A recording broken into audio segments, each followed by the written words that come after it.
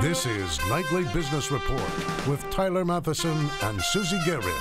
Brought to you in part by TheStreet.com, featuring Stephanie Link, who shares her investment strategies, stock picks, and market insights with Action Alerts Plus, the multi-million-dollar portfolio she manages with Jim Cramer. You can learn more at TheStreet.com/NBR. What a finish. The Dow closes with a triple-digit gain, and the S&P 500 has its biggest weekly run-up in nearly 2 years. But will a bank stress test out of Europe change the tone next week? UPS delivered, but it wasn't the better-than-expected earnings investors were focused on. It was something else. Pit stop, where Ford's weaker third-quarter results just a brief hit to the bottom line before a big run into 2015. All that and more tonight on Nightly Business Report for Friday, October 24th. Good evening, everyone, and welcome. Susie Garib has the night off. Well, here is just what you need to hear before you head into the weekend. It was the best week for stocks of the year so far. Okay, so maybe it didn't always feel that way, but it was. Every single one of the 10 S&P 500 sectors was up for the week, led by healthcare with its best performance in years, nearly 7% higher. Stylish corporate earnings and a general receding of global economic fears get credit for today's gains and the week's as well. By the close of trading today, the Dow Jones Industrial Average was up 127 points to 16,805. The Nasdaq added a big 31 points, and the S&P 500 rose almost 14. For the week now, the Dow was up 2.5%. The Nasdaq shot up more than 5%, its best week since December of 2011, and the S&P rose 4%. Well, one reason for the Dow's triple-digit gain today, Procter & Gamble. Shares of the world's largest household products maker hit an all-time high after the company said it will separate its Duracell battery business into a standalone company so P&G can focus on faster-growing units. The move is part of P&G's effort to refocus and shed brands. We're strategically focusing the portfolio on about 70 or 80 brands across 4 industry groups and 12 categories. These are brands that are leaders in their industry, and we should be able to create a company that maintains the benefits of the scale of the current company, but grows a little bit faster and is more profitable. The company also reported quarterly revenue in line with estimates and per-share profit that came in just a little bit below forecasts. For Ford, it was a bit of a bumpy road last quarter. Shares of the automaker dropped 4% today after it reported a third-quarter profit that was down more than 50% from a year ago. The profit of more than $1 billion was a little better than Wall Street expected, but not good enough to ease concerns about Ford's future and the launch of the new F-150 pickup. Phil LeBeau has more. Ford CEO Mark Fields called the drop in third-quarter earnings a pit stop, a brief hit to the bottom line before the automaker starts a critical run into 2015. The business has been affected by a number of adverse conditions in terms of external factors and, of course, given our exposure to every place in the world. While Ford's losses in Europe increased, in part due to a weak economy and falling sales in Russia, it's what's happening back here in the U.S. that worries investors. Primarily, will the launch of Ford's new F-150 pickup be a rocky one, or will it go smoothly? The F-Series is Ford's bread-and-butter model.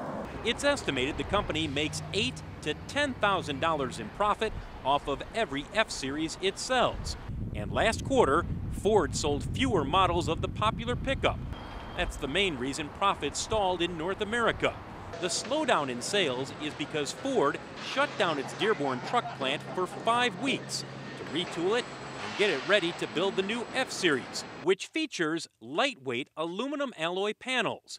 It's a radical departure from the current F-Series built with steel panels. Ford says the change will be worth it when people finally get their hands on the new and much more fuel-efficient F-Series. We've launched the vehicle in terms of production, mass production, and we're starting to go up that acceleration curve. So everything looking good, and we're tremendously excited to get that product out to customers before the end of the quarter. We won't know until early next year if the new F-Series is a hit with truck buyers. If it is, 2015 could be a year when Ford starts to rev up its profits again. Phil LeBeau, Nightly Business Report, Chicago. UPS delivered strong third-quarter earnings and revenue today that topped analyst expectations, and it reaffirmed guidance for the year. But after a challenging holiday period last year, is the company now ready for the upcoming one? More from Morgan Brennan. It was a solid quarter for United Parcel Services, boosted by U.S. consumer and business demand, as well as strong growth in Asia. But the biggest focus was on something else: the plan for holiday peak season. On our front, because of the magnification of e-commerce and the volume that we get, we're expecting an 11% increase in shipments in the month of December. So we're going to be very busy this year. That projection comes on the heels of competitor FedEx's nearly 9% forecast. The National Retail Federation expects record holiday spending, with online shopping continuing to grow dramatically.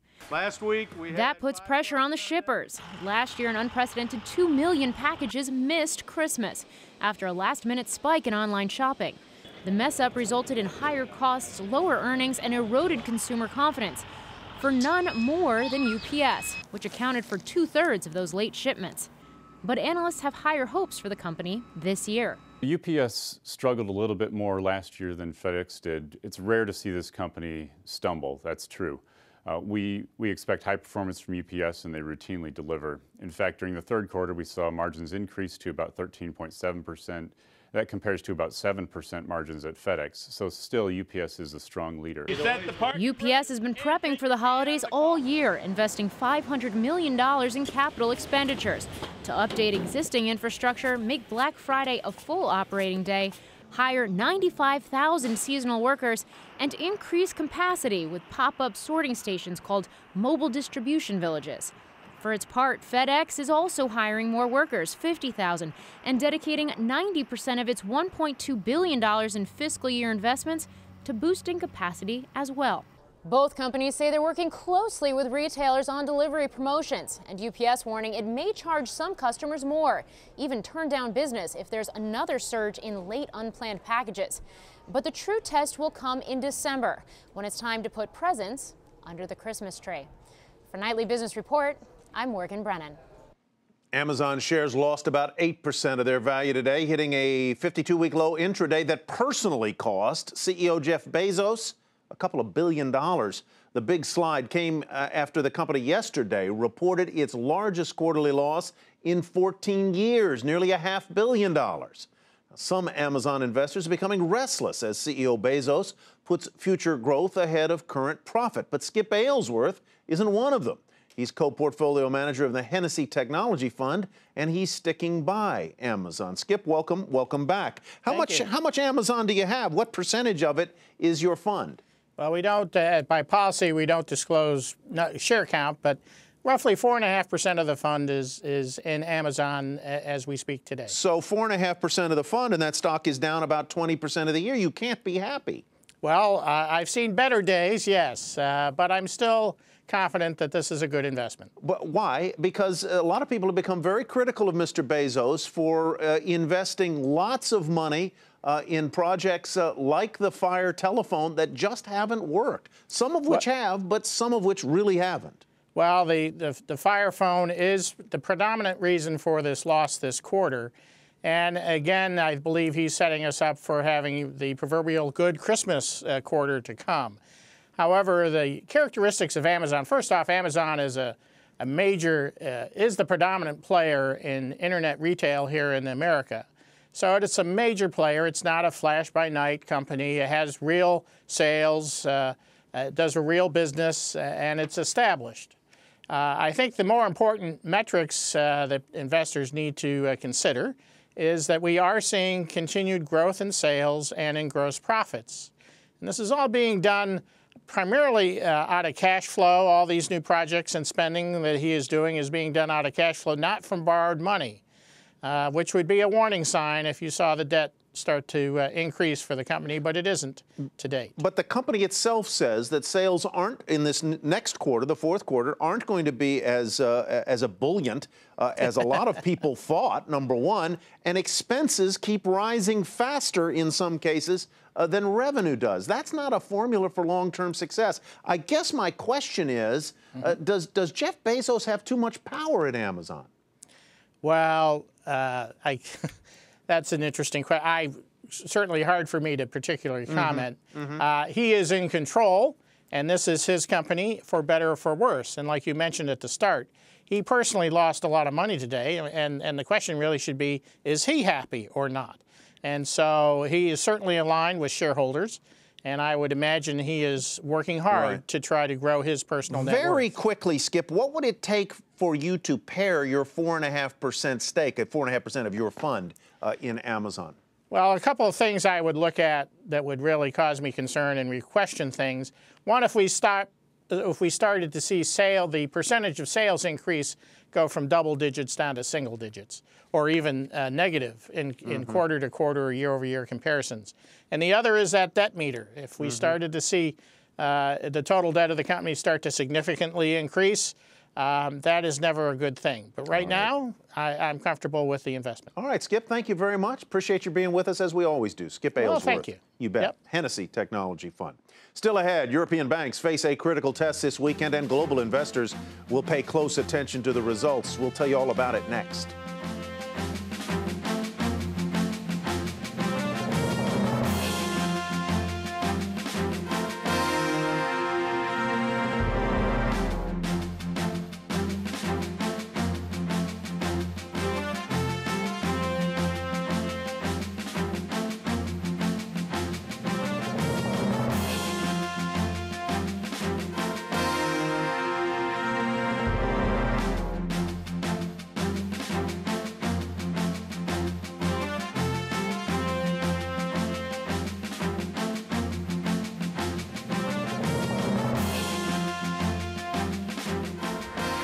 European Central Bank's president warned divided Eurozone leaders today that they risk a relapse into recession if they fail to move ahead with structural economic reforms. Mario Draghi says he wants to see governments draw up a reform program by the next EU summit in December. Now, Draghi says they've avoided the collapse of the euro, but monetary policy is only one part of an economic revival plan. The others include sound public finances and healing sick banks. And speaking of banks, this weekend we'll get official word on just how sick or not so sick some of those European banks may be. Regulators will release the results of a stress test, and it's something the global markets will pay close attention to. Michelle Caruso-Cabrera reports. The European Central Bank and the European Banking Authority released the results of two sets of tests of roughly 130 banks across Europe on Sunday. And those results are supposed to show the quality of the assets being held by the banks and also whether or not the banks have enough capital to withstand losses during times of crisis and bad economies. One of the key questions, will the test be rigorous enough, credible enough? In previous years, we saw banks in Europe fail and need government bailouts, even though they had supposedly just passed the stress test a few months before. Today, Reuters reported that they have seen an early draft of the results and that 25 financial institutions failed and that 10 need to raise capital. These are believed to be smaller banks that aren't systemically important. Those institutions will be given time to raise more capital and clean up their balance sheets. The banking regulators promise a deluge of data on Sunday that will be available to journalists, analysts, and the public so that everyone can assess for themselves the health of those institutions. Once this hurdle is passed, market watchers hope there will be an increase in lending in the Eurozone in an effort to kickstart the extremely weak economy there. Many analysts believe the banks have been hesitant to lend because they wanted to retain as much capital as possible to be sure that they passed the stress test. It will be key to watch how European markets trade on Monday. That's going to give us a clue as to whether or not investors think the test will have the intended effect. If investors have doubts about the quality of the test, we could see shares of the banks move lower, and also in the long run, that would also mean a slower recovery for the European economy. For Nightly Business Report, I'm Michelle Caruso-Cabrera. Digital River agrees to be taken private. That sends shares surging, and that is where we begin tonight's market focus. The e-commerce service provider will be bought by an investor group led by Cirrus Capital Group for $830 million. The agreement also has a 45-day period where Digital River can go shop around for another buyer. It's kind of like getting engaged, but saying you still want to date around. Investors were totally trusting, though, and the stock soared 47% to $25.65. Bristol-Myers Squibb's top-selling drugs continued to perform well in its third quarter, and that helped the company deliver for investors. The drug maker's results topped forecast, even as revenue fell because of an earlier divestiture of diabetes products. Shares popped 2% to $53.63. Following suit, Shire trounced estimates. The Dublin-based drug maker saw record sales growth in its third quarter. It upped its earnings guidance for the year on those strong results. The CEO says this performance is especially notable in light of the collapse of Shire's planned combination with AbbVie. We continue to do our work, and I think the earnings we've shown today show that although we were distracted, we continue to have very strong momentum for Shire as an independent company. Shares popped 5% to $194.49. Chiquita Brands has called off its planned merger with the Irish company Fifes. Shareholders rejected the combination, which would have created the world's largest seller of bananas. Now Chiquita says it will enter into talks with a Brazilian company that has upped its offer for Chiquita. Did so last week. This is the latest tax inversion deal to fall through since the Treasury Department cracked down on these types of deals back in September. Shares were 40 cents higher. They closed today at $14.16. Pepsi is planning a SodaStream test run, and that sent soda way higher today. The beverage giant, Pepsi that is, says it will be a small 10-week run with the do-it-yourself soda maker later this year. The stock soared 15%, SodaStreams that is, to $24.45. Oil posted its fourth straight weekly loss on continued concerns over excess supply. West Texas Intermediate fell about 2% earlier in the day, but pared some of those losses to close lower by a relatively modest $1.08. Still, the drop was enough to grab the attention of traders who have been trying to find a bottom that may still be elusive. Jackie DeAngelis has more. Oil prices dropping sharply in today's session to an intraday low of $80.36 before closing at $81.01. Many traders thought that oil bottomed when it dropped under $80 last week, but now they're saying we could be headed lower from here. The factors to consider: a strong dollar, a supply glut, and Ebola. The perception of market players is that if Ebola does spread, it's going to cause economic slowdown, not only here in the U.S., but around the world. We actually saw a little bit of that today with airline stocks being sold off right from the get-go this morning. So there's definitely a little bit of worry of economic activity as linked to the Ebola virus. In addition, the market digesting a report from the EIA today that said if the U.S. lifts the ban on oil exports, gas prices will not rise. Traders don't agree. They say if the U.S. starts to export its oil and put it onto the international market, buyers will flock to the cheaper oil, crude prices will go up, and so will gas prices. So exporting may not be the way to go, because cheaper gas prices, they've been a bright spot for consumers, something real that they could hold on to. In fact, AAA saying that we could see the national average fall under $3 a gallon in coming weeks, and that half of U.S. stations are already selling gas for less than $3 now. For Nightly Business Report, I'm Jackie DeAngelis. Our market monitor tonight has energy picks he says are direct beneficiaries of the energy renaissance that is happening right here in the United States. He's Rob Thummel with Tortoise Capital Advisors. It specializes in energy investments. Rob, welcome. Good to have you with us. Thank you. Tell me how worried, if worried at all, you are about the decline in oil prices and the possibility that there may indeed be some sort of price war that could affect the profitability of some of these American drillers, particularly the shale drillers, that have made money as oil has rested mostly above $100 a barrel. Yeah, we've seen oil prices decline 25% off their summer highs, and the oil stocks have come down with them. Now, that's been a great thing for the U.S. consumers because gasoline prices have fallen as well, so that's helped boost the economy. But specific to the oil stocks themselves, it's really critical that you look at the oil stocks and kind of use the adage of, the real estate adage of location, location, location. It's important to invest and look for the oil stocks that really have the corner lots in the best neighborhoods, and that's the best oil fields in North America. And so there are some that might be more vulnerable to a price decline than others because of what they do and where they drill. That's absolutely correct. All right, let's go on to some that you like and are in your portfolio, beginning with Pioneer. natural resources, big in the Permian Basin. Yes. Yeah, the Permian Basin is one of the premier oil basins in the United States.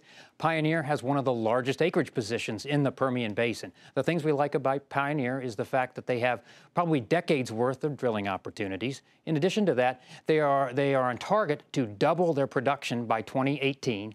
And then in addition to that, they have hedging in place. They have about 85% of their production hedged for this year and 85% of their production hedged for next year. So that helps reduce some of the cash flow volatility. So if this investment turns out the way you think it will, we just showed a chart of Pioneer, where do you think it might be? What could my total return be over the next year or two? Well, we always think if Pioneer is able to double their production, typically cash flow grows correspondingly, and that's usually good for the stock price. All right, let's go to EOB Resources. No, EOG Resources, yes. Excuse me. EOG. I got to put on my glasses to see these things. Rob, go ahead. Tell me about EOG. Yeah, so EOG is another great company. It's the leading oil producer in the leading oil production basin in the U.S., and that's the Eagle Ford. The Eagle Ford Shale in South Texas is another one of the predominant or premier oil basins in the U.S. The thing we like about EOG is the management team is really known in the industry as probably one of the best and most respected management teams. In addition to that, EOG is growing its production volumes and its cash flow at a faster pace than its peers, yet it's valued on a cash flow multiple at a lower multiple than its peers. All right, let's talk about your last choice, and that is Anadarko. Yeah, Anadarko is another story. It's one of our top holdings as well. The thing about Anadarko, it's a high-quality story. Anadarko has exposure to lots of different oil and gas fields across the world, specifically in the U.S. as well. One of the reasons, or one of the great things we like about Anadarko is its exposure to an emerging oil basin in the U.S. called the Niobrara Shale. Now, watch out for this one. This is a new one you may have not heard of. It's in northern Colorado. It has the potential to be a significant oil field in the U.S., and as it develops, Anadarko will benefit. Best guess, where does oil settle, let's say, over the next 6 months? We think around $80 is probably a reasonable number.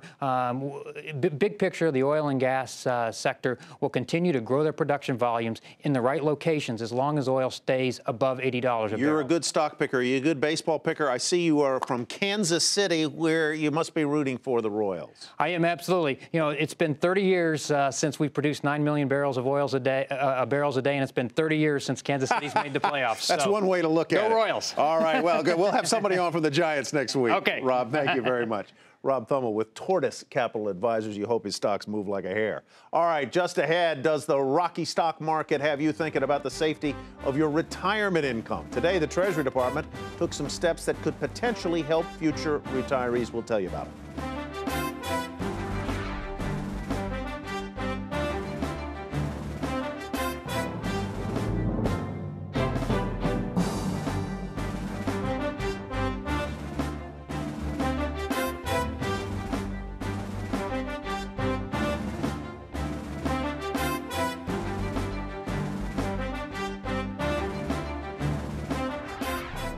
Volatility back in the markets, and that has been pretty evident this month. And that has some investors worried about their retirement savings and wondering what, if anything, they should do. This week, there have been some new developments from the IRS and the Treasury that may, in fact, be helpful.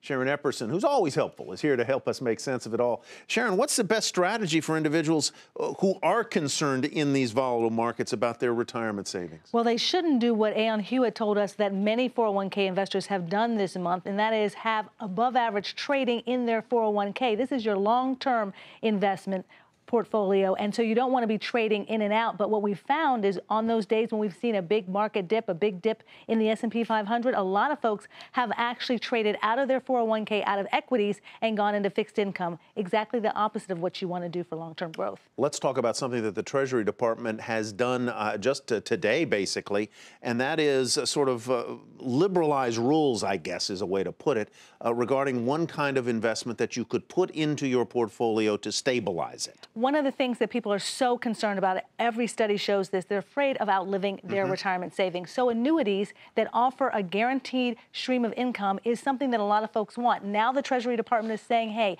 maybe this can go in your 401k. We're going to encourage folks to include this, employers to include this in a plan with target date funds so that you have it as an option. The big caveat, though, a lot of financial advisors I talked to said is that you want to look at the fees that are associated with this, of course, and you also want to consider if you are an investor that is able to manage your own portfolio, you may be able to do better rolling it over into a 401k, working with an advisor, and then buying annuity on your own. You just have to see what makes sense. And derive the income that you might have gotten out of an annuity or even more by your own artful management of your portfolio. Exactly. Also, a little bump up in the amount that people max can put into their 401ks starting next year. You already told people about this last night on the program, but $18,000 is what you can put into your 401k as a contribution, maximum contribution in 2015. You know, you're worried about having enough money for your retirement. It matters how much you actually put in. So it's important to put in the max, and if you're over 50, you can put in $24,000. I was going to ask you about the catch-up for people over age 50. The catch-up is $6,000, so you can put $24,000 You put $24,000 in.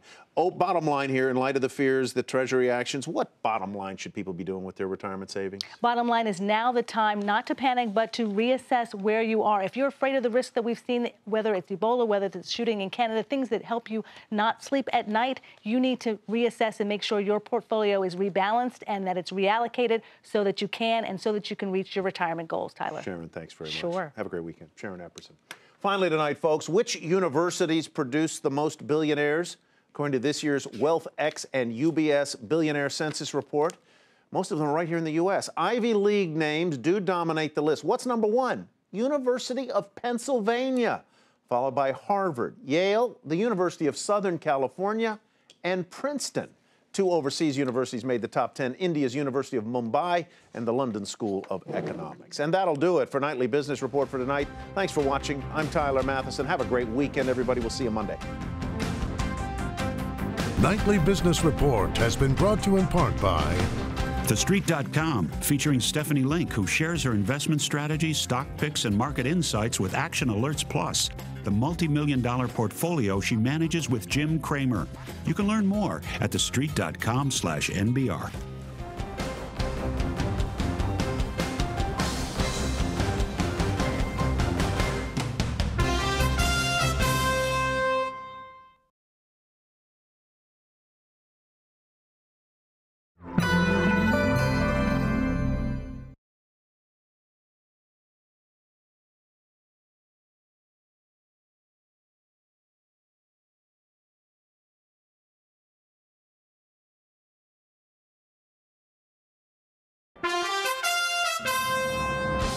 I'm Tyler Matheson with a Nightly Business Report news brief. It was the best week of the year for stocks, even though it didn't always feel that way. Today, the Dow Jones Industrial Average was up 127 points. NASDAQ added 31, and the S&P 500 rose almost 14. For the week, the Dow was up 2.5%. The NASDAQ shot up more than 5%, its best week since December 2011, and the S&P rose 4%. All 10 S&P 500 sectors were higher for the week.